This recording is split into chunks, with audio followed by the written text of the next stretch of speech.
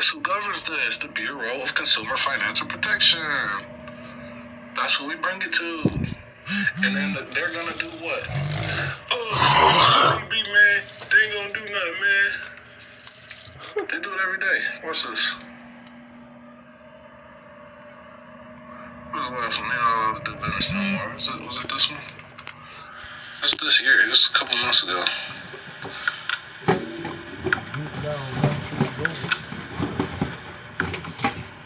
Violations. Violating the Fair Credit Reporting Act. Violations. What are they gonna do? Create a consent order. Permanent injunction. That means that you can't do anything ever again. You're not allowed to be a debt collector anymore. You're not allowed to do student loans anymore. You're not allowed. You're done. You're cut off. Let's keep going.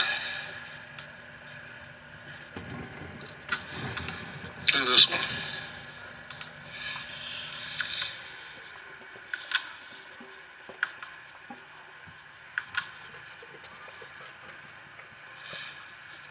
They're gonna pay back all this. You're gonna pay it all back.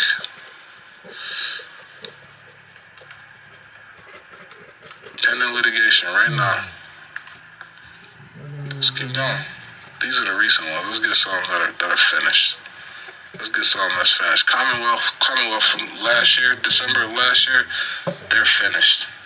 Post order, post judgment. Let's see what happened.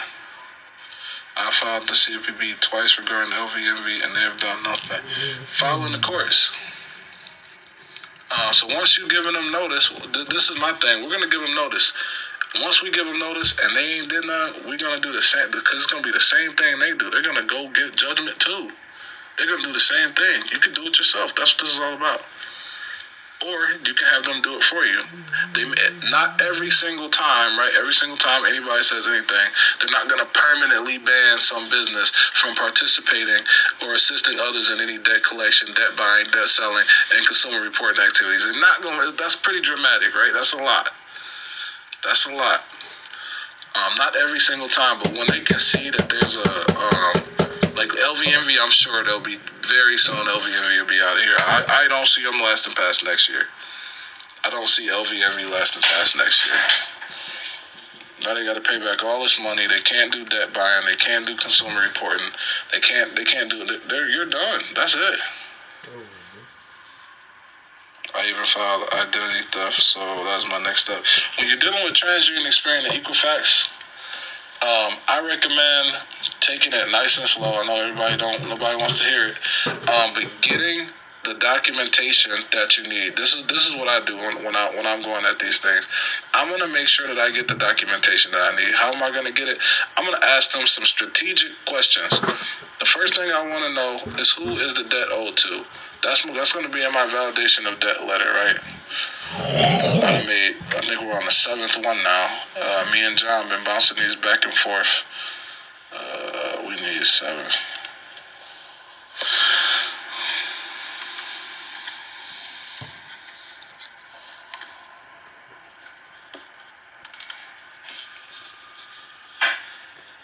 If it opens with it's super big.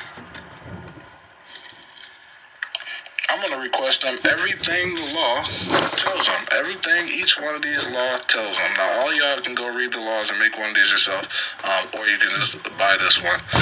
But we want to know what the money is for. Where'd you get it? Do you have the statements? If y'all ain't got it, guess what? I'm out of here. We need them to explain how they calculated it. What are you using? Are you using GAAP? Are you using some made-up accounting like we just seen in that contract? I need to know. I want copies of any papers that show I agree. I need the contract, right? And I'm going to ask for all of this so I can sue their ass. If they actually give me any of these, they're getting sued. If you give me any of these, you're getting sued.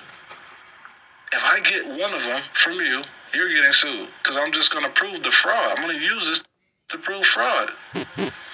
We want your license number. Oh, this is a lose-lose. Give me your license number, registered agent number, so I can see everything that y'all been doing if you want to. We're going to bring up the violations. Guess what they're doing on your credit report? You're about to sit here and prove that you defamed my character for me so I can take it to court. And I'm going to let them know, hey, look, if you're unable to do it, y'all better remove this shit real quick. You got 30 days. You got 30 days. And when they do it, so this is to the debt collector. When they do it, it implicates TransUnion, Experian, and Equifax. Why? Because if y'all was doing this, and we have a Fair Credit Reporting Act, and you're a consumer reporting agency, and you didn't make sure all this was done before you reported it, now you're liable. An attorney, I don't think it was this guy, but it was a guy that looked like him, told me, you can't do that. There's no way you can do that. This is what he said. He said, you can't do that. Watch this. Where's my Gmail? Daddy, What? can you turn on me a movie? Hold on. Yeah, give me a second, honey. Give me 1 minute.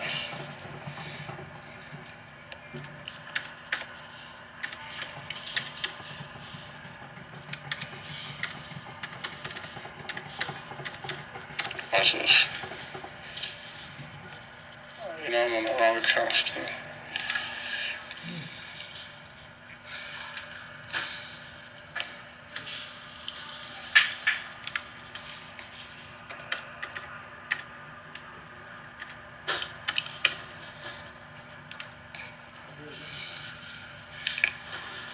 The attorney says, there's no way you could do that. That's not how the law works. Then why did Amex say this to me?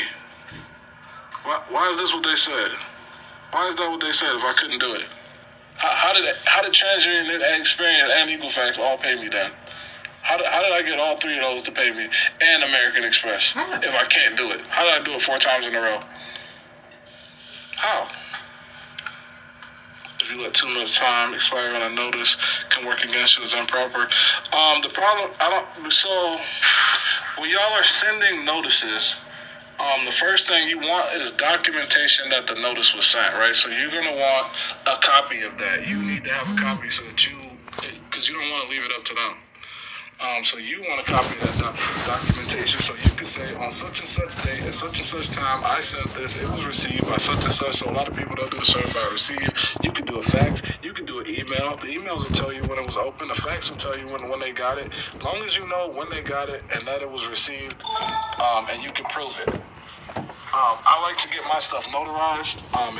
I like having a seal on there that's just me. I'm not saying you have to. I'm not saying you don't. I just like when it looks really well done and really professional. Sometimes I'll even put a watermark on there if I'm really getting crazy.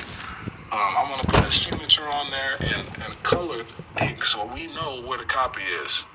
If I'm sending you some shit by mail, I'm gonna put my shit. My signature is gonna be colored. So if it's a copy, we're gonna know it's a copy. If it's been altered, we're gonna know it's been altered. So I'm keeping my evidence. So now I have that evidence that I sent you this on such and such date. Now the ball's in your court. You got to show me that you responded to it. If you didn't respond, now we can go to default. Yeah, so we got to understand. That's why it's all about strategy. That's one of the things that we're going to be talking about in the class is having a strategy. Because what a lot of people are doing, we just kind of figuring it out as we go. We don't have a strategy. You can play that way, but it's not a good chance of winning that way. We want to go in with a plan, or at least develop a plan from where we're at, so that moving forward, we know what we're doing. We have an idea of the landscape that we're about to be moving on, rather than just out here doing anything. So that's my plan. I want to keep good documentation. I want. Hey, look, I'll subpoena all the documents. Give me all transmissions between us. Because once I send you my documentation, you need to prove that you sent me yours. You can't prove that you sent me yours. You're in default. What is a default? Back to the rules. Back to the rules when we hit the ground running. No, we don't want to utter us. We go back to the rules. Rule 55, Rule 56. I truly need this class in a very tight spot, about to be homeless. If you're dealing with rent, eviction, foreclosure, look at your right of rescission. Maybe you can't save the house, but you can save your equity. Maybe You can't. I don't know where you're at. I don't know if you already lost the house or what part of it you're in. I don't know. But if there was a sheriff's sale or there was a sale and you had equity, a lot of y'all need to stand on that equity. Even y'all that lost your house 4-5 years ago, if you had equity in something and you didn't get a payment, y'all need to go bring that argument up. I don't know what your situation is, but here's your default. When a party against whom a judgment for affirmative relief is sought and has failed to plead, remember we went over a plead, right? Or otherwise defend, we went over defenses, and that failure is shown by affidavit or otherwise. I'm doing it by affidavit, I'm doing it by documentation. I'm gonna hit you with law. I'm just renting from a friend, but I have to move. I've been staying in my RV. Yeah, you want to start hustling. It's a lot of money. Get on TikTok, start doing push-ups or something. You can make money on here. The clerk must enter the party's default. Remember, we want to look at this. Must. When you see clerk, that's not a clerk. It says the clerk. And please understand that at these institutions, for real, there's a dude on here sticking his head in chocolate, making like $100,000 a week. I swear, he dips his head in chocolate and he makes like $100,000 a week. Oh no, we're not in that There's No Money Club. We're not in there over here. The clerk must enter the party's default. They have to, they don't have a choice. By the clerk, if the plaintiff's sum is for a sum certain or a sum that can be made certain by computation. Now we gotta do a sum certain. Let's do this. Because I see this all the time too. Everybody wants $1 million. Everybody wants $1 million, $2 million. It's some. Let's do it by. Okay, I can say that thing. The camera.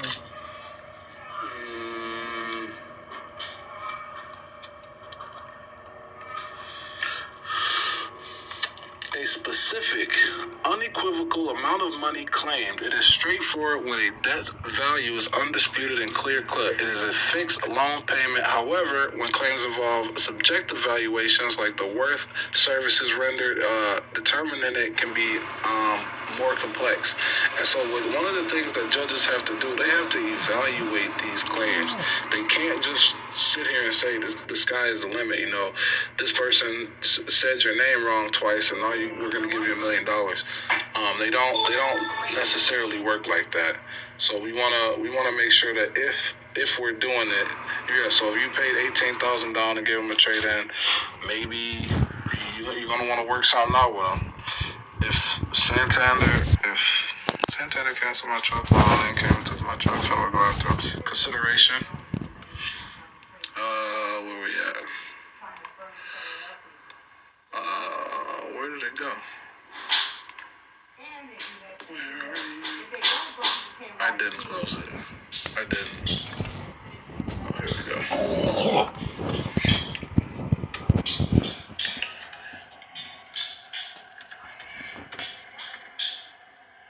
That's why we have the book. Because we need consideration. We need to know what it is. Get out of here, please, bro. Why is it open? This is open. I want this. Alright, no? What the hell? It's not letting me search. Alright, well, I know where it's at. It's like right here.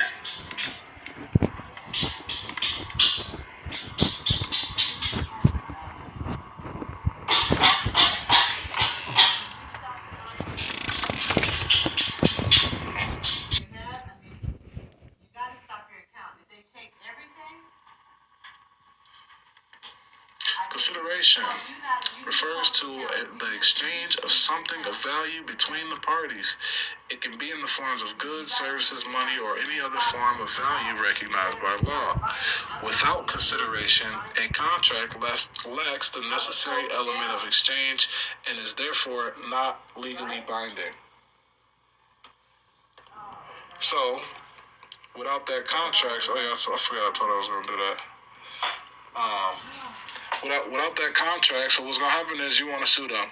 They want to bring up the contract. And now you're going to bring up a breach of contract because you were supposed to get something and they were supposed to get something. You don't have it. They got your money, but now you don't have the vehicle. And that goes for pretty much all repossessions. because they're taking the full truck. They don't take half of the truck. They don't take a percentage of the truck. They don't take just the tires. They take the whole truck. This is my ebook.